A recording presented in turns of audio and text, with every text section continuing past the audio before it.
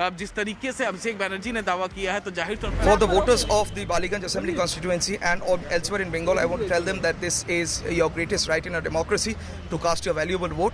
There have been many instances where our polling agents have not been allowed to get inside the polling stations. There have been many instances where, in fact, they have been trying to create problems right from the morning.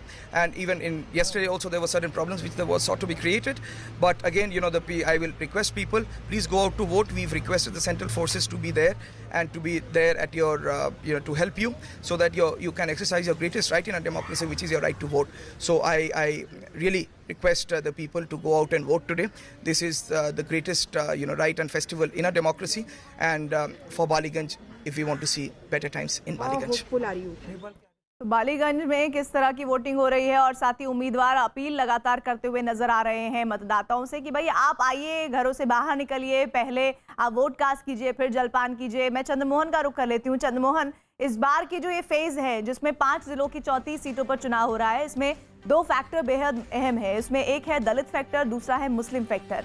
आप मालदा के जिस इलाके में मौजूद हैं, लोगों से आप जरूर जुड़ रहे होंगे। एक मोटे तौर पर उनकी सोच और राय क्या है इस बार चुनाव से पहले? बिल्कुल, देखिए जहां पर हम अभी मौजूद है, गजोल, जो मालदा जिले का गजोल विधानसभा है, यहां पर यह सुरक्षित सीट है। और जो लोगों से मेरी बात हुई है, कहीं ना कहीं लोगों के मन में इस बात को लेकर ज़रूर विश्वास है कि इस बार जो CPMF की तैनाती हुई है, इससे लोग ये ज़रूर मानते हैं कि इस बार जो हिंसा और हंगामे की बात होती थी, शायद वो बूथों पर ख़त्म होती दिखाई दे रही है। और लोगों में उत्साह इस बार कुछ पिछले बार से ज़्यादा ही दिखाई दे रहा है। और तीसरी बात जो है, वो लोगों के मन में साफ तौर पर यह लग रहा है कि जहां भी वो मौजूद हैं, कम से कम किसी तरह का हंगामा और हिंसा ना हो। चाहे आने वाली सरकार हो, उसमें किसी तरह लोगों को परेशानी ना हो, लोग शांति में अपनी ज़िंदगी बिताए और ख़ास तौर पर विकास की बात हो। ऐसे में समझा जा सकता है कि लोगों का मूड किस ओर जा रहा है। और जो ये इलाका है, माना जाता है कि ये काफ़ी पिछड़ा इलाका है और सुबह सुबह लोगों में इतना उत्साह ये ज़रूर कहीं ना कहीं इशारा कर रहा है कि लोगों के मन में जो इस बार बैठा है वो विकास को लेकर। लोग मतदान करने के लिए यहाँ बूथ तक पहुँचे हैं और एक तस्वीर हम आपको दिखाने की कोशिश करेंगे। यहाँ बाबा पहुँचे हैं यहाँ पर वोट देने के लिए। उम्र इनका लगभग 90 वर्ष के आसपास होगा, लेकिन इनके मन में उत्साह है कि पहले वोट देना है और उसके बाद आगे का कोई काम करना है। ऐसे में समझा जा सकता है कि इस इलाके के लोगों के मन में क्या चल रहा होगा। और यही वजह है कि लोग सुबह सुबह अपने घरों से निकलकर बूथ तक पहुंचे हैं, पहले वोट देकर और उसके बाद अपना कोई अगला काम करेंगे। और तस्वीर एक और आपको दिखाने की कोशिश करेंगे किस तरह से लोगों में उत्साह है। ये गेट से लोग धीरे धीरे अंदर की ओर आ रहे हैं।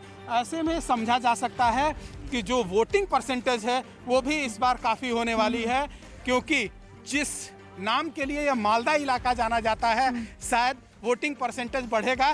तो ऐसे में इन लोगों का नाम एक बार फिर से, इस इलाके के लोगों का नाम ऊपर जरूर जाएगा, ऐसा देखने में लग रहा है। मैं अमित के पास जाना चाहती हूँ, लेकिन उससे पहले पश्चिम बंगाल में बीजेपी के प्रभारी कैलाश विजयवर्गीय ने ममता बनर्जी पर हमला बोला है। उन्होंने वार किया है और दावा किया है कि वो अपनी हार देखकर हताश हैं।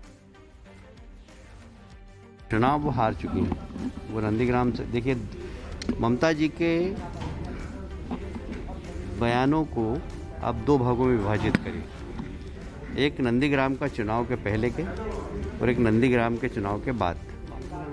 नंदीग्राम के चुनाव के पहले की ममता जी के बयान कुछ और होते थे, तो नंदीग्राम के बाद के बयान फ्रस्ट्रेशन वाले बयान, क्योंकि उनको पता लग गया नंदीग्राम में हार चुकी हैं। और उसके बाद से जितने भी बयान दे रही हैं सब फ्रस्ट्रेशन वाले बयान हैं। और इसलिए उनका आत्मविश्वास खत्म हो गया, ज़मीन उनकी खिसक गई। उनको पता लग गया कि जनता ने उनका वास्तविक चेहरा पहचान लिया। अमित, कैलाश विजयवर्गीय जो कह रहे हैं, बकौल कैलाश विजयवर्गीय, वो कह रहे हैं कि नंदीग्राम में वो हार चुकी हैं, भवानीपुर से वो इस बार लड़ी नहीं है। तो ममता बनर्जी है कहाँ? देखिए, दावे जो हैं कैलाश विजयवर्गीय की तरफ से किए जा रहे हैं, दावे जो हैं अभिषेक बंदोपाध्याय की तरफ से किए जा रहे हैं, लेकिन सच्चाई क्या है, जनता क्या चाहती है, वो 2 मई को जो नतीजे आएंगे, जब वोटों की गिनती होगी, उस वक्त मालूम चल जाएगा। लेकिन मैं यहाँ पर एक तस्वीर आपको प्रीति दिखा देता हूँ। देखिए किस तरीके से कोविड नियमों का पालन हो रहा है इस बूथ पर। यहाँ पर कोविड नियमों का, कोलकाता पुलिस के जवान यहाँ पर मौजूद हैं। कोलकाता पुलिस के जवान लगातार जो है वो कोविड नियमों का पालन करवा रहे हैं यहाँ पर। और जो पैरामिलिट्री के फोर्सेस के जो जवान हैं वो अंदर की तरफ मौजूद मौजूद है। महिलाएं जो हैं वो ज़्यादा तादाद में निकल कर यहाँ पर आ रही हैं और ख़ासतौर से कुछ जो उम्रदराज महिलाएं सीनियर सिटीजन आ रही है उन्हें तुरंत जो है पैरामिलिट्री फोर्सेस के जवान अंदर लेके जाते हैं, जो नियम है नियम के मुताबिक लेकर जाते हैं। लेकिन देखिए किस तरीके से कोविड नियमों का पालन हो रहा है। और अच्छी बात यहाँ पर बताऊँ कि जितने भी लोग अपने घरों से, जितने भी महिलाएँ अपने घरों से बाहर निकल रही हैं वो सभी महिलाएँ जो हैं यहाँ पर देखिए पानी के पाउच भी यहाँ पर रखे हुए हैं क्योंकि यहाँ पर गर्मी बहुत ज़्यादा है, चुनाव आयोग की तरफ से रखे जा रहा है। और ये महिलाओं की लाइनें हैं यहाँ पर देखिए अब तस्वीरों में।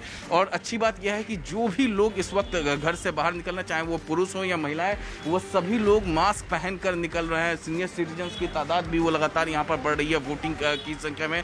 टीएमसी की तरफ से अपने दावे किए जा रहे हैं कि उनकी सरकार 2 तारीख को बन रही है जब गिनती होगी। बीजेपी की तरफ से अपनी दावे किए जा रहे हैं कि ममता बनर्जी नंदीग्राम में हार चुकी हैं, भवानीपुर से चुनाव लड़ी नहीं है, तो एग्जिस्ट कहाँ करती हैं। एक वोटर हमारे साथ, आप फर्स्ट टाइम वोटर हैं? नहीं, रेगुलर वोटर हूँ। अच्छा, क्या क्या बातें आपके जहन में है वोट करते वक्त? एजेंडा डेवलपमेंट होनी चाहिए, शांति होनी चाहिए। महिलाएं काफ़ी ज़्यादा तादाद में निकल कर वोट कर रही हैं, जो आप लोगों की है। महिलाएं इस बार के वोटिंग में जो कुल अभी तक देखा गया है सबसे ज़्यादा वजह क्या है महिलाओं का निकलने का? महिलाएं हमेशा से ही निकलती हैं यहाँ पे। वुमेन एम्पावरमेंट और सिक्योरिटी बहुत अच्छी है, तो मेरे हिसाब से तो वुमेन हमेशा निकलती है। इस बार कुछ खासा है, पुरुषों से ज़्यादा तादाद में जो है महिलाएं, हर जगह देखा जाए तो लाइन ज़्यादा है। नहीं, ऐसी बात नहीं है, हमेशा से होती है। बंगाल में तो हमेशा से होती है। ब्रेकफास्ट कर लिया आपने? नहीं। ब्रेकफास्ट नहीं किया? नहीं। वोट करने के बाद ब्रेकफास्ट? जी हाँ। तो वोट करने के बाद ब्रेकफास्ट करेंगी। अब तो इस तरीके का जो महिलाएं हैं वो पूरे बंगाल में, इनका साफ साफ ये कहना है। और देखिए मैं एक और तस्वीर आपको दिखाऊं प्रीति, देखिए किस तरीके से जो सीनियर सिटीजन है वो लगातार वो निकल रहे हैं घरों से और इस तरीके से वो अपने परिवार के फैमिली मेम्बर्स के साथ वो लगातार वो बाहर निकल रहे हैं। तो दूसरी तरफ एक और तस्वीर मैं आपको दिखाऊं, काफ़ी हाई प्रोफाइल एरिया है और इस वजह से जो क्यूआरटी वैन है, ये क्यूआरटी वैन के ये सदस्य हैं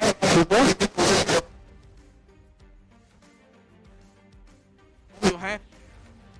आवाज में कुछ दिक्कत आ रही है अमित, मैं दोबारा आपके पास आऊंगी। तस्वीरें आप लगातार दिखाते रहिए, जिनको मैं बता भी दूंगी। यहाँ पर लगातार फोर्सेस की तैनाती की गई है और बहुत ही अच्छे तरीके से कंडक्ट करवाया जा रहा है अभी जो 7वां चरण है उसमें चुनाव। और सबसे अच्छी बात यह है कि जितने भी फेजेस अभी तक हुए हैं, इस वक्त तो 1-2 क्या 3-4 खबरें आ जाती थी कि वहाँ टीएमसी और बीजेपी के नेता भिड़ गए हैं, वहाँ पुलिस एजेंट से भिड़ंत हो गई है किसी पार्टी के नेताओं की। लेकिन इस बार का जो चुनाव है चंद्रमोहन, 7वें चरण में आते आते मुझे अभी तक ऐसा लग रहा है, मैं अभी भी पूरी तरह से आश्वस्त नहीं हूँ, अभी तक कोई भी खबर नहीं आई है, तो काफी सुकून भरा है ये सोचकर कि कम से कम 7वें चरण में हिंसा की कोई खबर नहीं है अब तक।